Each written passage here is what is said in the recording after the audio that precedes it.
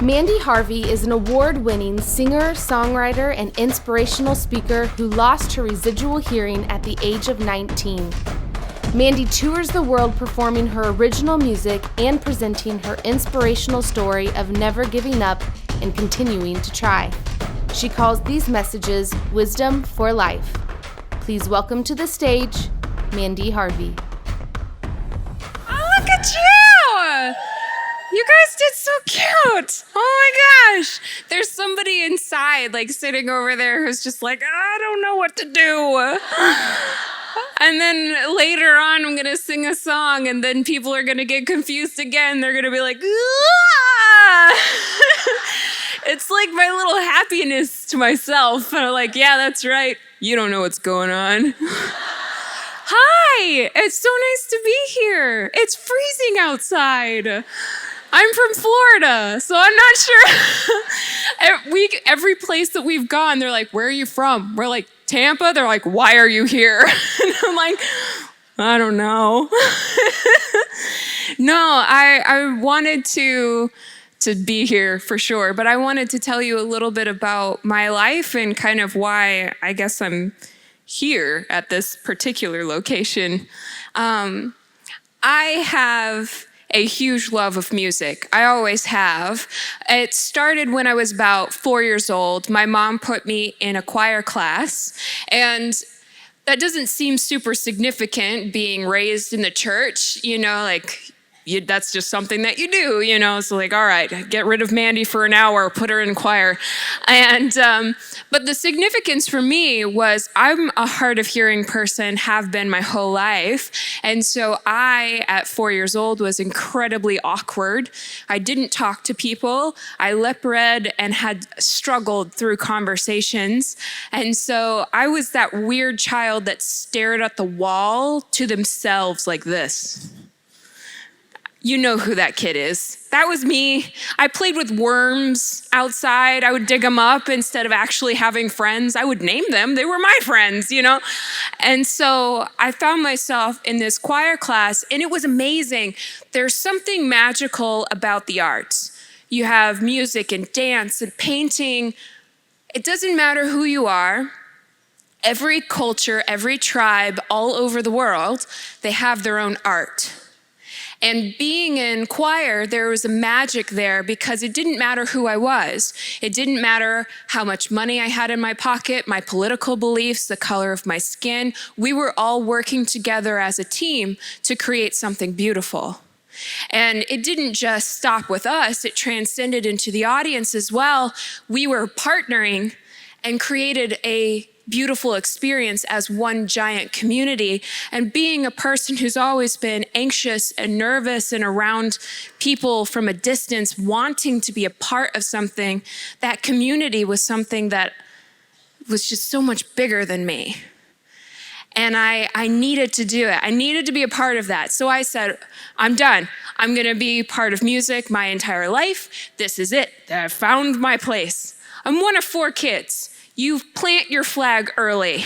Like, my older sister was the artist. I never drew, I never painted because that was Katie's job, I planted my flag on music. Sam was the poet and the author and kind of the literary queen, and then my brother Josh was the boy. So I planted this flag and I wanted to be a part of music. The trouble was, I'm an awkward, scared, nervous person who hates having people stare at them. You should be a little ashamed of yourself for putting me in this position. But I had a problem with looking people in the eye and dealing with that stress. First time I gave a presentation, I was in middle school. And it was Martin Luther King Jr. Day. And I was given the task of saying the I Had a Dream speech because I was the only person who memorized it. No pressure. Whole school's watching. All right, Mandy, go for it. And then I vomited on the entire front row. Good luck. I became known as the puke girl, and I was fine with it because my goal was to be invisible and not have people stare at me. Puke on people, they'll run. It's almost a superpower. And so I knew in the bottom of my heart I was going to be a part of music, but I also knew in the bottom of my heart that performance was out of the question. So I wanted to be a teacher. I wanted to help other people find a way to express themselves with music, but I also wanted to be a person to help cultivate that community and give people an outlet to express themselves, not just for them personally, but to bring people together to be able to express together. That was the goal. So I went to school for vocal music education, and while I was there, I started having issues understanding my teachers talking to me anymore. And I've had hearing issues my whole life. I've had surgeries, I've had perforated eardrums, I've had ear infections. My eardrums stopped vibrating for a year for no reason. Like, this has been a constant thing. So I just naturally assumed I'm sick again. But it never came back. And chunk by chunk, I was falling into what seemed like this endless well that I wasn't able to get out of, and my world just completely changed. And it's based off of one serious issue and one huge mistake. I had attached my entire identity with one dream the way that I thought it should go, and all of the signs pointed to this being the right thing to have a dream in, like, this is my guy, this is it. And then it didn't work out. And I started to question everything. I questioned my existence. I questioned my trust in God. I questioned, why would I have gifts and abilities to do something just to have them just disappear? Everything swirled out of control, and I found myself utterly lost. And I had to start over. Funny thing about dreams and about falling down and failure, I know that this is not going to sound super cheerful, but it actually gives me quite a comfort.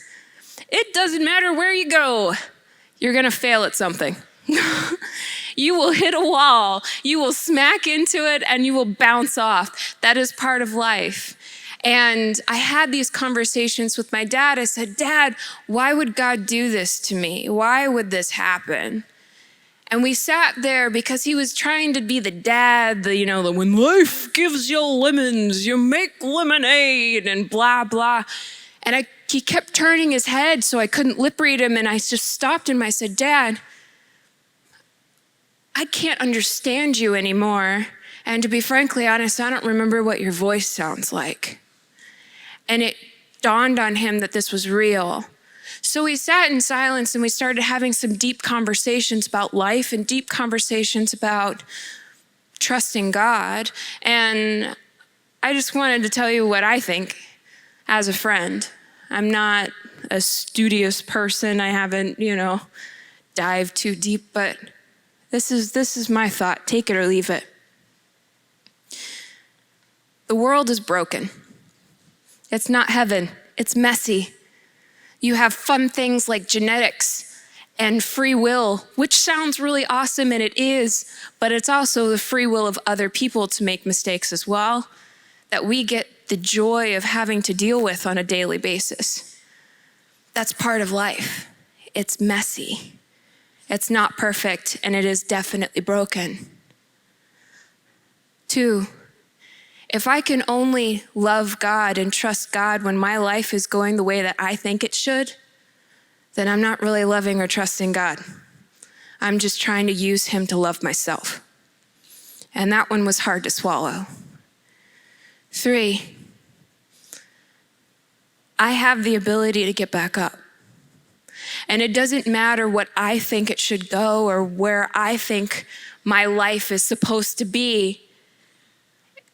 That's not the point. The goal is to just keep on the path.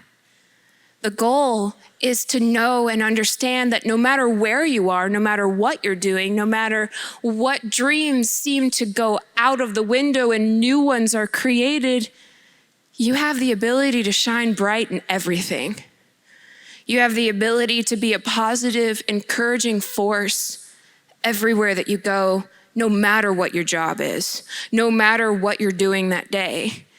There have been some miraculous, beautiful moments that are absolutely insignificant to almost everybody else. I can't tell you how much of a weird smile you'll get from holding a door open for somebody these days. Nobody does it anymore, but if you just hold the door open and let a bunch of people go by, they'll look at you like you're crazy, but they'll smile. And 98% of them won't even say thank you. They'll just be so confused. But you never know who those people are, and you never know what their day was like, and you never know the impact of something so small. You can be a positive light and a positive force in everything. The other big lesson that I learned is that all of this mess is unnavigable by yourself. You can't do it. You just can't do it alone. You need to create a solid foundation of people to encourage you when you feel like giving up, to lend you hope when you don't have any left, to cheer you on even when you find them to be absolutely annoying because all you want to do is just wallow in your own sadness, and that's okay too. I know that everybody says that you're not allowed to be sad. You're allowed to mourn the life that you thought it was going to be. You're allowed to accept yourself and learn to appreciate yourself for who you were, but also who you are and who you will be in the future. Being sad is part of life. Living there for the rest of your life, that's a tough choice that I would not recommend for anybody. But being a person who's been swallowed completely by a well, the only way that I got out of that well is because people ripped me out of it. Tiny little baby steps at a time. And I have learned so much about myself through this experience, and I'm not done learning. This community is the thing that I was so obsessed with. It's the thing that I wanted to be a part of my life. And now I'm building community in my life. It has nothing to do with music, but it's just as powerful and it's just as strong. I've met incredible people who have lent me hope. I've met incredible people who have pushed me far outside of my comfort zone to live out dreams that I didn't even know I had the ability to do. And it's because I allowed them to be there. One of these amazing people, his name is Eric. And he's the first blind man to climb Mount Everest. There's been two. Wrap your brain around that one for a moment. I mean, it's cold outside, and I found myself struggling to go up the stairs. I was like, oh, it's a little higher up here than in Florida. He climbed Everest without being able to see where his feet were going, which I said means that he kind of cheated because he didn't get to see how high up he was to have that feeling of fear of heights. He robbed himself of that joy. But he's also done the top 7 summits. He's climbed the highest mountain on every continent. He's kayaked the Grand Canyon, and he started a nonprofit organization that encourages people with and without disabilities, different abilities, or barriers to overcome them. Incredible human being. And we're really good friends, and we encourage and we push each other, which I find to be bizarre because he's like way up there in my opinion, and I'm like this little bug over here. But he doesn't see it that way. He sees me as like way up there, and he's this little bug. It's weird, okay? But he introduced me to this concept about a rope team. Rope as in like the thing that you tie. That was for her, not for you. But, you know, 'cause some words sound the same. People ask me all the time, what was that team that you were talking about? R-O-P-E, rope. But here's the deal. When he's climbing a mountain, you're tethered to people. These are your teammates. When you win together. And when you fail together. And it's very important who you put on that team. It's very important the opinions and the voices that you keep in your heart and surround yourself with. There have been so many people who tell me on a daily basis that I shouldn't be doing what I'm doing, that I can't do it, that I should just stop. Those are not the people I put on my rope team. The people I put on my rope team give me things that I don't have of myself. People who are very good at business, and I'm not because I'm an artist and I'm like, hey, look, flowers. Focus, Mandy. But there's focus. You know, you gotta have those people on your team. But the point of it is that you're never alone. I was never alone to begin with. Just having faith changed my whole journey to knowing that I wasn't alone. But realizing that in this room and outside those doors, every single person is struggling with something. Every single person has smacked into a wall, and they're not entirely sure how they're going to get past it. And if they're not currently smacking into a wall, maybe tomorrow. You know, it's going to be there. We have an amazing opportunity and a responsibility to cheer them on and to send love and to smile and to have conferences like this not just be a group of people who got together and then we don't remember any of them the next day. It's an opportunity for us to say, hi, my name is Mandy. What's yours? And to start building a team so that when you smack into your wall, you're also surrounded by people. These amazing people in my life have changed me to the core. I moved back home after losing my hearing. I'm profoundly deaf in both ears, and I was told I was never going to be involved with music again. But I moved back home, started taking sign language classes. I started getting involved with the deaf community, and some crazy cool things happened. I realized that I'm not a broken, worthless piece of poop. I can order food for myself. I can drive still, and no, I don't read Braille. These are the questions I get asked on a daily basis. And if you are thinking about that question yourself, don't worry, you're not alone. But we're hyper-intelligent, thoughtful people just like everybody else. And being able to sign gave me an ability to communicate in a way that wasn't a barrier. It wasn't stressful. I was a part of the conversation. It was just like music. I was a part. The words were in black and white with choir. Here it's visual. I can see what's going on. I was a part. And then coming back to music was crazy. I didn't want to do it because I had been told that's off the table. And all of those negative voices, I started to believe them. There's like 90 billion of them, and they're all saying no. And you're like, all right, well, I guess it's a no. But my dad asked me to play guitar with him one afternoon. And I thought that was ridiculous, but he's my dad. And I said yes, because I love him, I guess. No, I love him a lot. But we've been playing guitar together my whole life. And so to him, he just wanted to bridge the gap of communication between us. And so he pulled up his guitar. I picked up mine. I didn't want to be there, so I was a little mad. Mad is a very polite word for the attitude that I was steaming off. But he started playing some chords. I was like, okay. I was watching his fingers, and I started playing chords, and then I started to notice I can feel the sound that I'm making on my fingertips.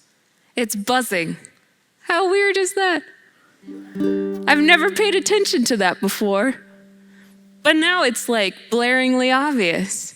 And as I was strumming and as I was playing, I felt it vibrating and rumbling on my chest and rumbling all the way down my arm and digging into my finger as I was hitting every one of those strings. And I realized that the music didn't give up on me. I'm the one who gave up. That stinks. Everybody feels music first. It's a vibration that smacks into your body. It rumbles around in there, and a signal goes up into your brain and analyzes that as a dog bark. You know, you're like, all right. But music was still there. And so my dad pushed me further and he asked me to learn a song to sing, which was absolutely ridiculous. But here's what happened. I took some sheet music and I sat down with a tuner, a little visual tuner, kind of like one of these. You know, you turn them on and you play a note and it tells you what it is. Except this one I could sing into. So I would sing into this little tuner until I found C. And then I put my hand on my throat and I felt myself singing C. And that's all I wanted. I was content with that. And then I started to really pinpoint. I was like, okay, it's really the strongest right here. So I took a marker and I was like, all right, C. In hindsight, don't use a Sharpie because that stuff doesn't wash out. But I marked myself from head to toe with all these different vibrations, and then it led to me singing at a jazz club, which again, puke girl, didn't want to do that either, but I was pushed to do it. And then I was pushed to start singing regularly, and then I got pushed to make my first jazz album because people asked me to, and so I said yes, and then I couldn't back out of it anymore. And then I got pushed to making the next one, then I got pushed to making a third one, then I got pushed to writing a book. And I had this conversation with Eric, who's always been a huge member of my rope team, and he said, Mandy, why aren't you writing your own songs? And I was like, first of all, I'm not the writer of the family. That is Sam's job. She planted her flag really early. I missed that boat. Second of all, it's weird enough to sing a song that you can't hear, but other people have said that they liked. That's weird, but at least you know it's a good song. Something else, to sing a song that no one has ever heard before. That's a level of fear that I'm not sure anyone can really survive. And then he hit me with this gem. What's the worst that can happen? I don't know, maybe I'll pee myself on stage? Okay, it says you do. Say you do and completely embarrass yourself on stage. What's the worst that's gonna happen? I mean, if I sing something wrong, are you gonna explode? Am I gonna have deaths on my hands? No, you're gonna be fine. Worst case scenario, I embarrass myself. Okay, fine, but I can only be embarrassed if I choose to be. You can't make me embarrassed. Fun tidbit, singing without being able to hear yourself, best superpower ever. I have learned to sing without having the ability to judge myself. I can't pick myself apart, tell myself it's not good enough. I can't compare myself with anybody else, and I can't sound like anybody else because I don't know what any of them sound like anyway. If I want to sound like Ella Fitzgerald who's singing like James Earl Jones, I can sound like that in my own mind. Bring it on. What's the worst that can happen? And we started thinking and talking about what's the worst that can happen. And I left that conversation motivated to write a song. And I wrote this one.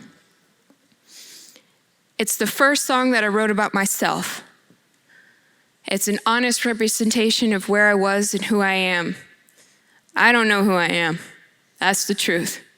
Every day I change and I become somebody else. And I am just wanting to not let my life pass me by because I'm terrified all the time. So much so that I give up on attempting dreams. I don't want to be that person. If I would just get out of my own way and believe in myself for 5 seconds, I think that I would actually learn to smile again. That was the point of this song. I'm broken, but I don't want to be broken anymore. So I'm not going to be broken anymore. If I would just try.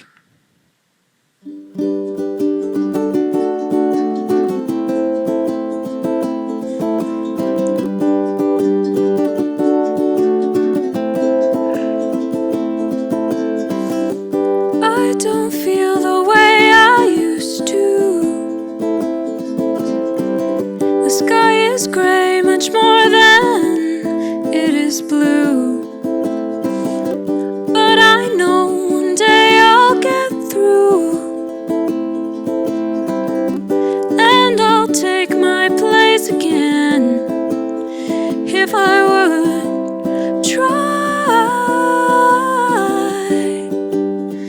if I would try.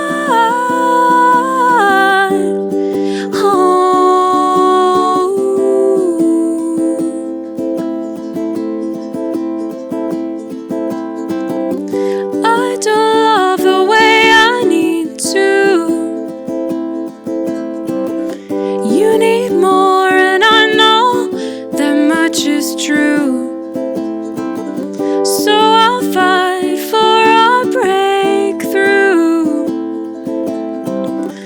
and I'll breathe in you again if I would try.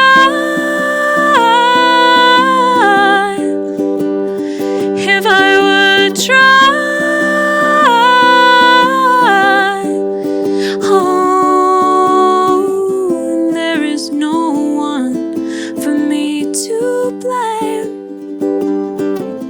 'cause I know the only thing in my way is me. I don't live the way I want to. That whole picture never came into view. But I'm tired of getting used to the day. So I will try. So I will try.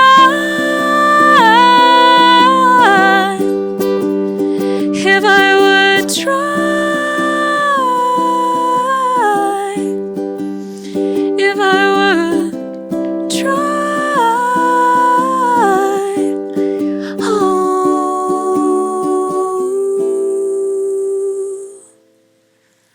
Oh, look at you. Some of you are like, yeah, I didn't hesitate. I didn't hesitate. She knows I didn't hesitate. You're just so good. You can clap if you want to. I mean, Shep can hear you. But no, so I've hyper-focused on what's the worst can happen. I've hyper-focused on the negative my entire life. What if my dream dies? Well, that happened. What's the worst that happened out of that? Well, I lost my entire identity. I don't know who I am anymore. Okay. Are you still waking up in the morning? Yeah. Well, that's something that a lot of people didn't do. Accomplished. Sweet. All right. I have never been happier in my life than I am now. I have never loved people more than I do now. I've never been more empathetic and more compassionate and more patient and just more me. Through that whole experience and not having any control, which I'm Southern, that is, don't take my control away from me, I'll cut you. And just having it completely ripped out of my hands and not have any ability to control anything, that was probably the hardest part of the whole journey, was not having any control. It's like, if I had known, like, here's the step plan. This is gonna happen, it's gonna stink. But then this is gonna happen and this is gonna happen. This is the plan. I would have been fine. I would have been like, yeah, we'll get through it. No, that's not how life works. There's no plan. You just gotta wake up in the morning and do your best and take tiny steps forward towards a better tomorrow. That's it. And so I became a different person. I've hyper-focused on the negative. And all of these really cool experiences started to happen, but I was still hyper-focusing on the negative. I was pushed all the way to this weird place called live TV. America's Got Talent. Never seen the show before. Didn't know what it was, but I did know I was within vomiting distance of 4 very famous people. And I'm pretty sure that I would have gotten a golden buzzer had I nailed Simon right in the face, you know? I think people would have enjoyed that. There would have been somebody in the back, you know? But that's not what I wanted to do. I was given this opportunity to go and to audition. And I said to these people on my rope team, why would I do something like that? people who do reality television as their like dream, there's something wrong with them. You know, like that's scary stuff. And I said, well, Mandy, what do you want to do with your life? Ooh, I barely know what I want for breakfast. What do you want to do with your life? I actually had an answer for this. I want to encourage people.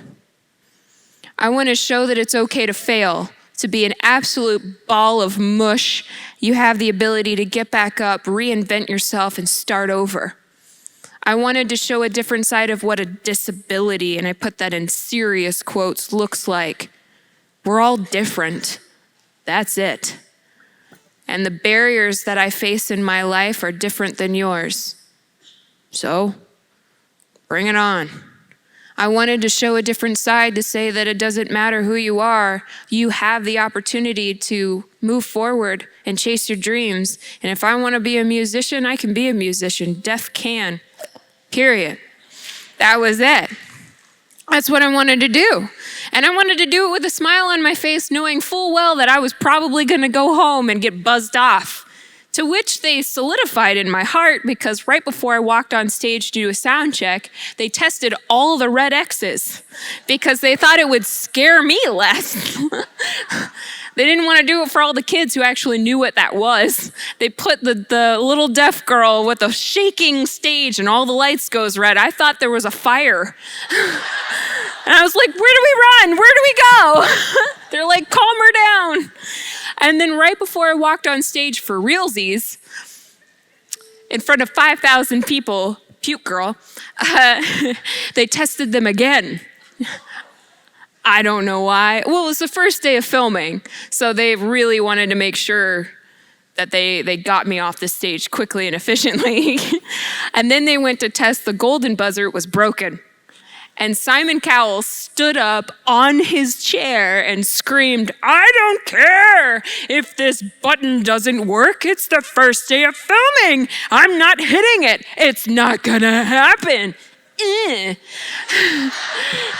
And then I walked out on stage and I was like, hi, I'm gonna sing a song called Try.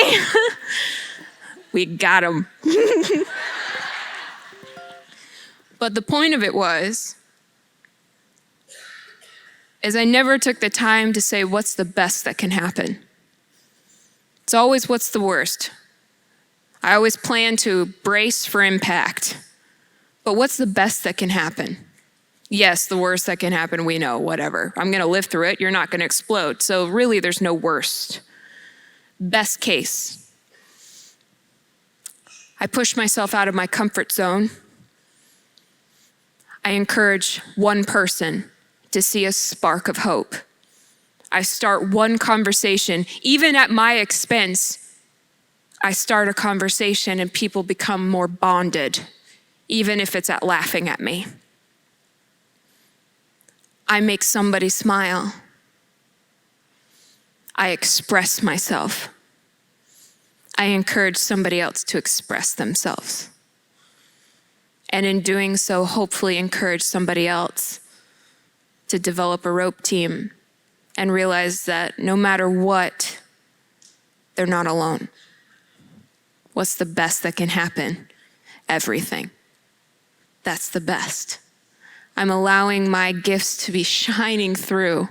I'm allowing myself to use them even though I'm afraid. And I'm allowing myself to get out of my way to show love and to give grace to other people, because that's what I'm supposed to do. And my method of doing that is with music, building community with music, rising up together. That's what I want to do. So that's what I'm starting to focus on. I've been doing a lot of things that I'm terrified of doing, like jumping out of a plane. I wouldn't recommend it to people who have deformed eustachian tubes. That hurts like crazy. But I did. Terrified of heights, jumped out of a plane. For Canadian wildlife, you can watch me cry on national television. But I've put myself in some weird situations for that goal of what's the best that can happen, even if it's insignificant to somebody else. And I've been encouraged every day. and I get to meet people every day, and I get to hug on people every day, and I get to cry with people every day, and I get to see and be a part of success just as much as failure every day. This next song is a song that was inspired by a person who had utterly failed, and that was the end of her story to her. She was a homeless woman. I met her in middle school when I was handing out socks. And I had the opportunity of either feeding people or handing out socks. I don't like talking to people, so I said socks, because if I was gonna vomit, at least I wasn't gonna ruin lunch. Yeah. And so I had my first pair of socks, and I locked eyes with this woman who was maybe, 3 blocks away from me, which that's daunting. She locked eyes with me, and then she started running. She didn't look both ways crossing any streets. She ran right through the middle of them. She locked eyes and didn't let go, which is a great way of making a person feel calm and collected and safe. Then she came up to me and she grabbed my arm, which is also a polite way of saying, "Hi, how do you do?" She grabbed my arm and she said, "Nice to meet you. Are we flying or is it all in my head?" Sucks. And then she told me her story. She just wanted somebody to stop for a moment and listen. She was a Russian ballerina who had sold everything that she had. She moved to America with the dream to dance. She first got to America. She was in an accident, shattered her ankles, and she couldn't dance anymore. And so that's where I met her, somebody who had given up years ago and had no plan to try again. She let go of my arm and she walked away. And I made a promise to myself that I would never become this woman who just gives up. 10 years from that moment, I lost all of my hearing and I gave up. And every time I closed my eyes, I could see her face. And I realized that I have the ability to get back up. And the difference between her story and mine is that I have people who are around me who are cheering me on and pulling me up when I don't have any strength to actually stand. That's the difference. I have a team. I have it in my heart, I have it in my soul, and I have it in my spirit. I have a team. And I find it to be very beautiful that I wrote this song, which people find to be very encouraging. Because even in somebody's wildest, broken, deep issues of their life, something positive still came out of it. I don't know if I'll ever see her again. I don't know if she's still around. But she has made an incredible impact, and her story has been told around the world. And she has people who dance to this song in ballet. I've seen videos of people who dance to this song from all over different continents. She inspired dance even though she had no idea she did. And I find that to be incredibly beautiful. But I need your help on it, if that's okay. I need you to shout, "Hey," with me. You can do it, I know you can. I'm gonna count you in. We're gonna count 1, 2, 1, 2, 3. Hey! Can we give it a go? I'm gonna take my shoes off though, because I've got Shep and I wanna be able to feel him and I wanna be able to feel you rumble the floor. Ready? 1, 2, 1, 2, 3. Hey! Pretty good, but I think you could do better. Now that you're not afraid, can you try one more time? 1, 2, 1, 2, 3. Hey! Nice to meet you. Are we flying? Or is it all in my head? I'm second guessing, but I'm trying before it all disappears. Seconds turned into minutes, wasted time instead of living. Please don't stand in my way. I am running out of nowhere. Yes, I'm moving on, I'll lose the race if I wait. I'm so close that I can taste it. Yes, I'm moving on. Whoa, I'm running make it. Whoa, I'm running this time. The hardest part of all is knowing how to catch my breath. I'm scared to risk it all, take a chance, close my eyes and try again. But seconds turned into minutes, wasted time instead of living. Please don't stand in my way, I am running out of nowhere. Yes, I'm moving on, I'll lose the race if I wait. I'm so close that I can taste it. Yes, I'm moving on, Whoa, I'm running this time, I'm gonna make it. Whoa, I'm running this time, Whoa, I'm running this time, I'm gonna make it. Whoa, I'm running this time. This time I'm gonna make it. I'm not the same kid I used to be. Oh, this time I'm gonna make it. Gonna chase it from here.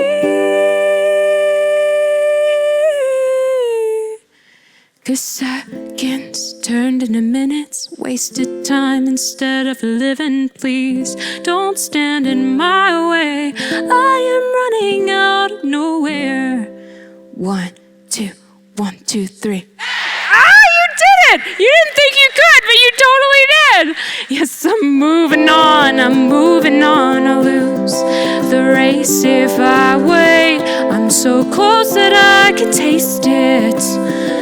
Yes, I'm moving on, Whoa, I'm running this time, I'm gonna make it. Whoa, I'm running this time, Whoa, I'm running this time, I'm gonna make it. Whoa, I'm running this time. Yeah. Thank you.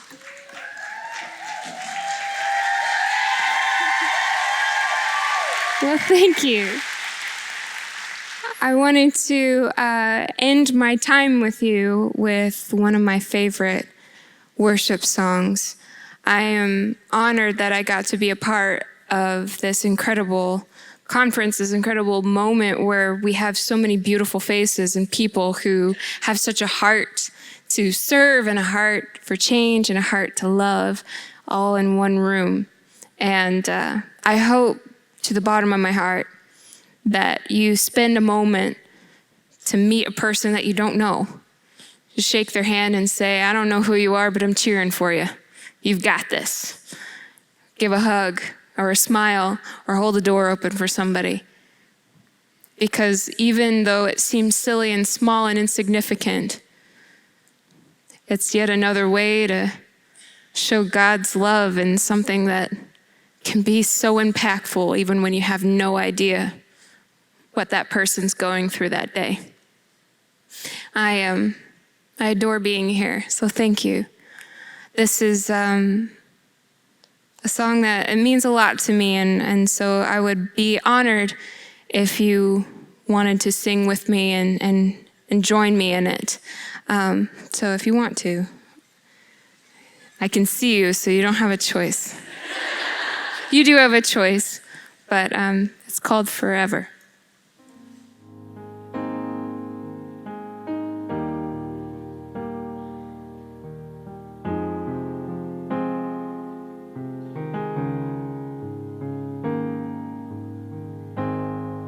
The moon and stars, they wept. The morning sun was dead. The Savior of the world was fallen. His body on the cross, his blood poured out for us, the weight of every curse upon him.